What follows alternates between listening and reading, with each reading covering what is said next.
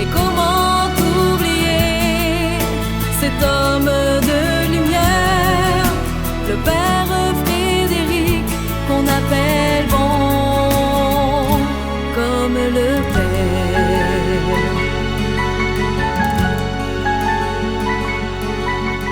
Le Seigneur soit avec vous. Évangile de Jésus-Christ selon saint Luc. Jésus convoqua les 12 et leur donna pouvoir et autorité pour dominer tous les esprits mauvais et guérir les maladies. Il les envoya proclamer le règne de Dieu et faire des guérisons. Il leur dit: n'emportez rien pour la route, ni bâton, ni sac, ni pain, ni argent. N'ayez pas chacun une tunique de rechange. Si vous trouvez l'hospitalité dans une maison, restez-y, et c'est de là que vous repartirez.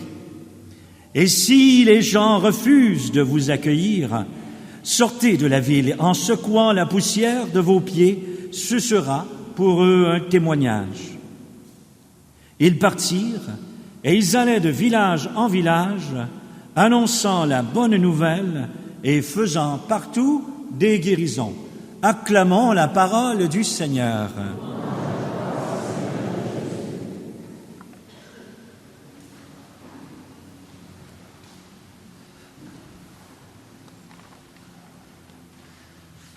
Alors, c'est avec énormément de joie que nous vous accueillons aujourd'hui en cette chapelle Saint-Antoine, chapelle d'ailleurs qui vraisemblablement a été dessinée par le père Frédéric. Alors, je pense pas, lui, quand il l'a pensé, qu'un jour il s'attendait à avoir une petite rallonge sur le côté pour qu'on le place et qu'on le vénère comme bienheureux père Frédéric, puis sans doute, probablement, on l'espère, c'est notre souhait, bientôt Saint Frédéric Janson. Chers amis, le père Frédéric ouvre des portes. C'est le thème du Festival de l'Assomption qui s'en vient, mais c'est aussi la thématique du pré-festival qui a commencé la fin de semaine dernière et qui se poursuit cette semaine ici et à Saint-Élie de Caxton, d'où la présence du curé de Saint-Élie. On veut souligner tout le rayonnement qu'il y a eu dans la région. Et il est beau, ce rayonnement. Mais je voudrais ce matin souligner à quel point le père Frédéric est une incarnation, est une mise en œuvre de l'appel du Christ à partir et à faire reculer le mal sous toutes ses formes. En effet, Jésus a envoyé ses apôtres en leur disant « Apportez rien pour la route, ni bâton, ni sac, ni pain, ni argent. » L'une des plus belles représentations du vice-postulateur, de nous tous, du directeur aussi, Néhémie, qui prend des photos ici et là, eh bien, l'une des plus belles représentations du Père Frédéric, c'est une belle statue qu'on a au musée. Il s'agit du Père Frédéric en train de marcher. Et on aime le représenter quittant volontiers ce qu'il a construit pour s'en aller vers des cieux nouveaux, pour s'en aller vers une autre terre de mission. Car on l'oublie, le Père Frédéric, avant d'arriver au Canada, était déjà considéré comme un saint homme à Jérusalem. Et s'il a eu tant de succès ici, au Québec, quand il est arrivé, c'est que le chemin avait été préparé, comme par un Jean-Baptiste québécois qui s'appelait l'abbé Provencher. Et l'abbé Provencher, qui était le curé de Cap-Rouge, était allé à Jérusalem et en Terre Sainte pour faire l'étude de ce qu'on appelle la botaniste. C'est un botaniste. Donc, lui, il s'intéressait aux plantes. Il est allé étudier les plantes de Terre Sainte. Et un jour, qu'il fait un chemin de croix dans les rues de Jérusalem, il voit ce petit père de 5 pieds et 1 qui prêchait sous un soleil de plomb d'une façon absolument remarquable. Il était lumineux. Imaginez, quand on vit en Terre Sainte, on a ce visage très, très, très foncé. Et le Père Frédéric avait des yeux bleu pâle. Alors imaginez le contraste. Tout le monde en Terre Sainte nous parle de son regard bleu clair qui nous transperçait. Car par-delà l'esthétisme, là, il y avait des beaux yeux. C'était un homme que, quand il nous regardait, on sentait toute la bienveillance et la bonté de Dieu pour nous. Et il était un prédicateur dans les rues de Jérusalem exceptionnel. Ça, c'est le côté, à mon avis, qu'on met pas assez en évidence du Père Frédéric. Il est vrai que c'est quelqu'un qui est le fondateur, le cofondateur du sanctuaire du Cap, le grand marcheur devant l'Éternel. Mais on oublie de mentionner à quel point c'était un prédicateur intelligent qui savait toucher les cœurs. Moi, je dirais que dans ça, il est dans la pure tradition franciscaine des François d'Assise, mais aussi des Saint-Antoine de Padoue. Tu es à la fois nourri au niveau de ton intelligence, mais aussi mis en mouvement intérieurement. C'était un prédicateur qui émouvait les foules. Par exemple, il était impossible pour lui de prêcher sur la passion du Christ, sur sa croix, sur sa résurrection, sans pleurer, sans être ému. Fait qu'imaginez-vous donc, si le prédicateur broye, ben la foule broyait aussi, tu sais. Donc, j'attends que vous commenciez à brailler, là, tu sais, j'attends. Non, pas parce que c'est moi qui prêche, mais parce que le Père Frédéric est là, parce qu'il va savoir vous rejoindre. Il sait encore rejoindre les gens. Il ouvre encore des portes. Vous savez, en Terre Sainte, il a ouvert des portes très, très difficiles d'accès, parfois fermées à double tour. Depuis 400 ans, les chrétiens ne pouvaient plus chanter et prier en Terre Sainte. Le Père Frédéric a dénoué ça pour permettre aux pèlerins, aux caravanes de pèlerins de chanter leur hymne chrétienne en terre musulmane. Il a réussi à obtenir le droit pour les chrétiens de faire le chemin de croix dans les rues de Jérusalem. On traversait et on traverse encore aujourd'hui des quartiers musulmans. Et on peut le faire, alors que dans d'autres pays ou dans d'autres circonstances, ça aurait été de nous mettre en danger. Le Père Frédéric a ouvert des portes qui étaient fermées parfois depuis des siècles.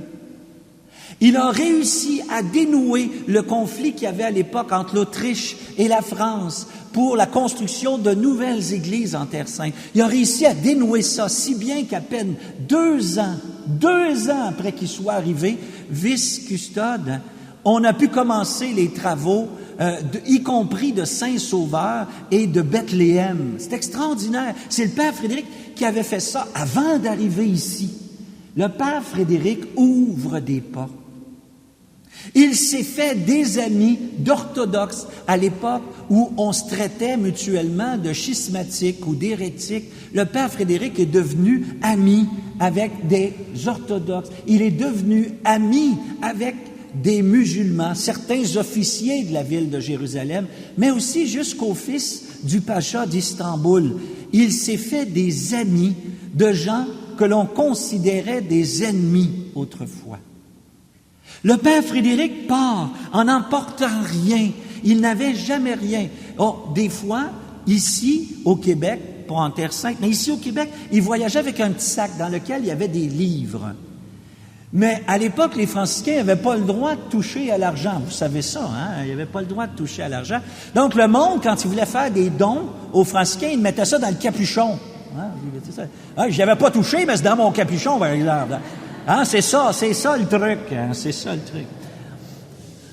Mais le Père Frédéric, il faut savoir que, malgré le fait qu'à son époque, il a vendu 35 000 des vies de Jésus, 10 000 d'une autre, 5 000 d'une autre, etc., ramassait de fait beaucoup d'argent qu'il ne gardait pas pour lui-même. Ça, c'est peut-être difficile à comprendre aujourd'hui ou en d'autres circonstances, mais le père Frédéric a financé la construction d'une chapelle à Québec, d'une chapelle à Trois-Rivières, d'une à Joliette, les Bénédictines, et une à Valleyfield, les Clarisses, pour vous dire comment, grâce aux dons qu'il recevait, il faisait fleurir, il faisait construire.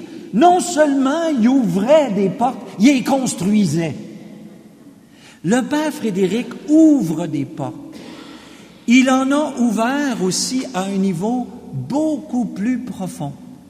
Lorsqu'il est arrivé ici, en 1888, au sanctuaire du Cap, témoin du prodige des yeux, les gens commencent à affluer en foule, vraiment en foule. Et le bon abbé meurt à peu près 2 ou 3 mois après le prodige des yeux. Or, le père Frédéric est donc le seul prêtre survivant qui peut coordonner les pèlerinages. Et c'est pourquoi il est directeur des pèlerinages pendant 14 ans.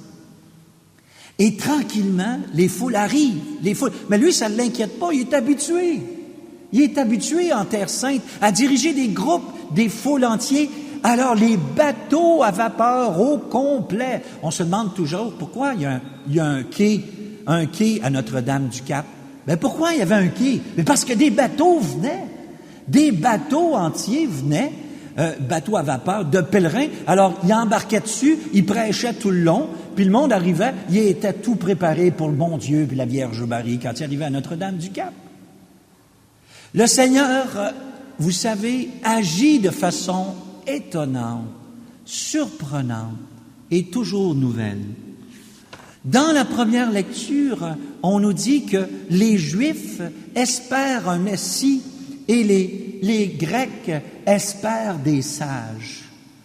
Eh bien, le père Frédéric, en Terre Sainte, a été un sage et un réalisateur de grands projets, de très, très grands projets. Et donc, je pense qu'il a incarné une sagesse évangélique remarquable. Si nous avions la ténacité du père Frédéric, si nous avions son humilité, son côté fonceur, il n'y a pas grand-chose qui nous résisterait, même aujourd'hui. Il y a quelque chose du père Frédéric qui devrait quelque part nous galvaniser. Parce que le père Frédéric, lui, avant qu'il arrive au Canada, n'a jamais vécu dans un milieu majoritairement catholique. Lui, il ne connaissait pas ça des églises pleines comme on a aujourd'hui. Il a connu, lorsqu'il était en France, c'était après la Révolution française. C'était très difficile pour les catholiques. Et le père Frédéric a construit cette belle foi des catholiques résistants, qui sont contre-culturels. Comme on a connu au début de l'Église, lorsque nous étions chrétiens pendant les 3 premiers siècles, nous étions soit interdits ou carrément des gens qui étaient agressés par l'État. Tu sais? Et à cette époque-là, le christianisme se vivait souterrain, underground, dans des maisons. Les premières églises sont des maisons, ne sont pas des édifices publics. Et le père Frédéric a connu ce genre de catholicisme, où est-ce que dans le village, il y a un village qui est très fervent, très catholique, mais l'ensemble de la société ne l'est pas. Et aussi, ça nous invite, ça nous interpelle, je pense, encore aujourd'hui pour dire, hey, notre foi chrétienne, on en fait quoi? Est-ce qu'on se laisse un peu comme un vieux torchon mouillé, tu le lances, il prend la forme du coin dans lequel tu le lances, tu sais. Est-ce qu'on n'est pas un peu ça comme catholique? C'est-à-dire de se mouler à tout ce que le monde peut nous dire, puis tout ce que le monde peut faire. Est-ce que notre foi chrétienne ne devrait pas, au contraire, être une espèce de conviction qui peut aller facilement à contre-courant? Moi, je dirais que ça, c'est beaucoup plus dans l'ADN chrétien que cette espèce de façon de vivre notre foi chrétienne selon le goût du jour, selon les modes, etc. Le peuple de Dieu a vécu sa foi juive alors qu'il était conquis et reconquis, reconquis. C'était incroyable. Vous avez eu les Perses, les Babyloniens, les Assyriens, les Perses, les Grecs, les Romains. C'était juste le 6e envahisseur à l'époque de Jésus.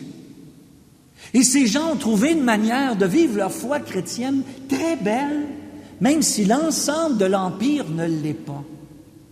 Et je pense que le Père Frédéric, lorsqu'on parle de la sagesse évangélique, on tend à l'associer à la mollesse. La mollesse qu'on pense évangélique, la mollesse n'est pas évangélique. Ce qui est évangélique, c'est au contraire cette espèce de conviction belle et forte que le Christ a donné sa vie pour nous. Et qu'en retour, nous donnons notre existence, nous donnons notre vie. Et que ça peut pas être fait par des mollassons puis des mollassonnes. Oui, j'ai mis féminin et masculin parce qu'il y en a des deux côtés. C'est pas vrai que c'est de la mollesse puis du gnognoche, ce qui est la foi chrétienne. La foi chrétienne, elle est belle. Bien sûr qu'elle est conciliante. Bien sûr qu'elle est tolérante. Et bien sûr qu'elle reste malgré tout humble, comme le Père Frédéric. Je pense que ça, c'est un côté qu'on devrait apprendre un petit peu plus du Père Frédéric. On a le droit d'exister dans ce monde-là. Et on a le droit de dire que les chrétiens catholiques de ce monde ont le droit de vivre leur foi, puis c'est pas risible d'être chrétien catholique. Que même c'est une des foi puis une des traditions parmi les plus belles de la planète. Puis qu'on devrait être fier de ça. Et ça, vous voyez, cette fierté chrétienne et catholique, on la voit chez le Père Frédéric dans son amour des belles liturgies. En Terre Sainte, il a présidé des liturgies pontificales de par sa charge. Des liturgies déployées dans un contexte difficile. Et il le fait, et il le dit qu'il aime ça, des belles célébrations. Mais comme en catholicisme, les belles célébrations vont de pair avec un agir évangélique significatif. En même temps, le Père Frédéric construisait des ateliers professionnels pour les pauvres. Parce qu'il y avait beaucoup de gens, lorsqu'on décrit Jérusalem à la fin du 19e siècle, les gens, la description qu'ils en font, c'est effrayant.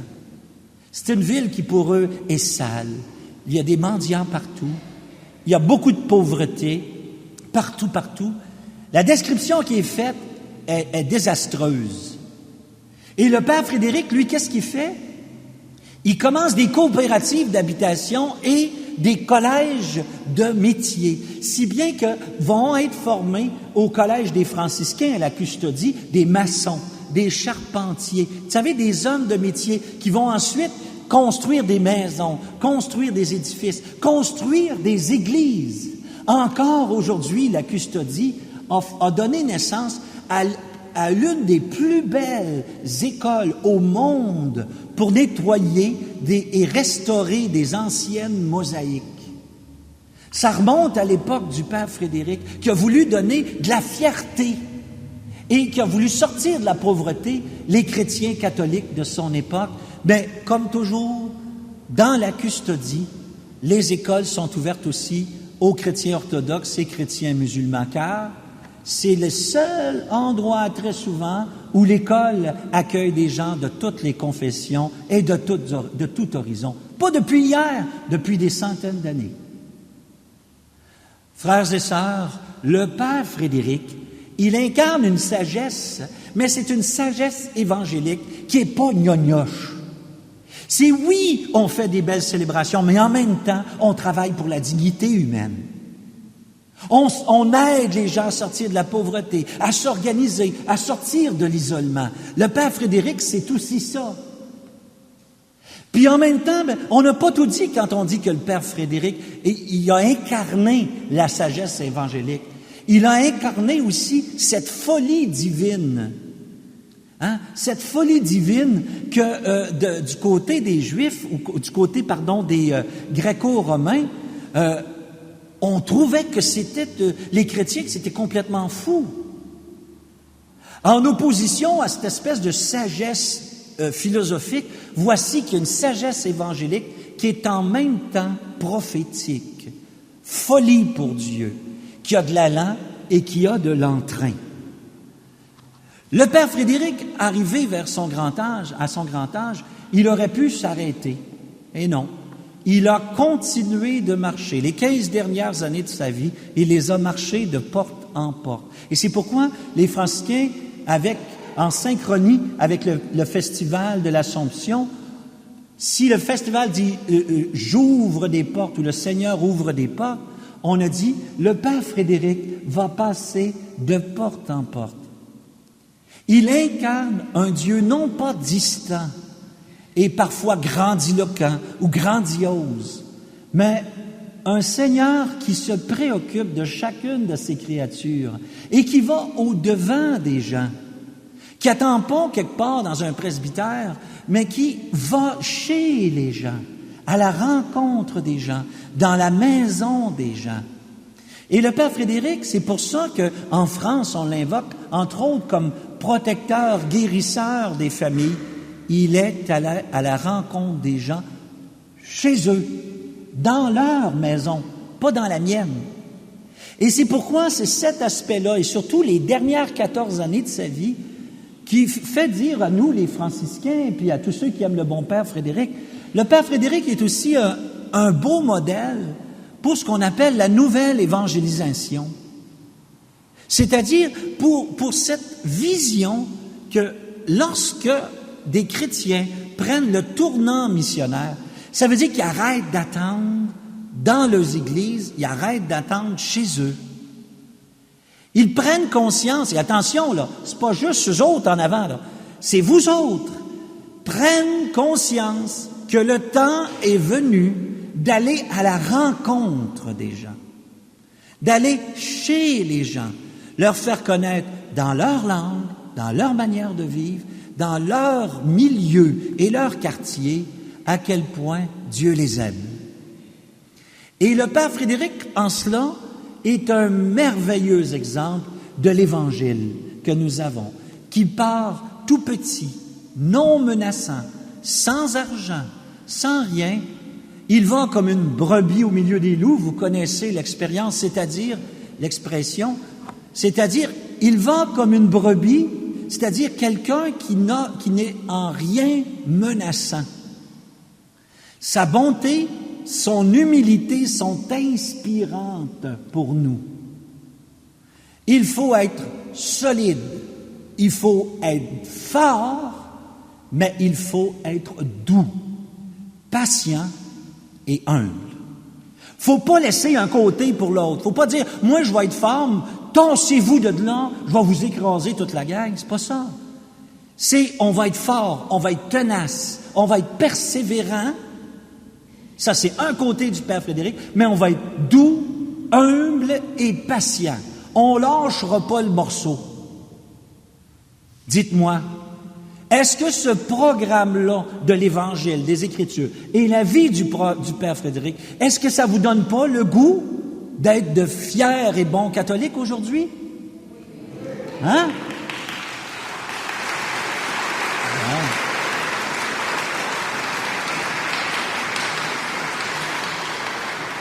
Et puis, en disant cela, je termine tout simplement, c'est que le père Frédéric s'inscrit dans une longue et belle tradition.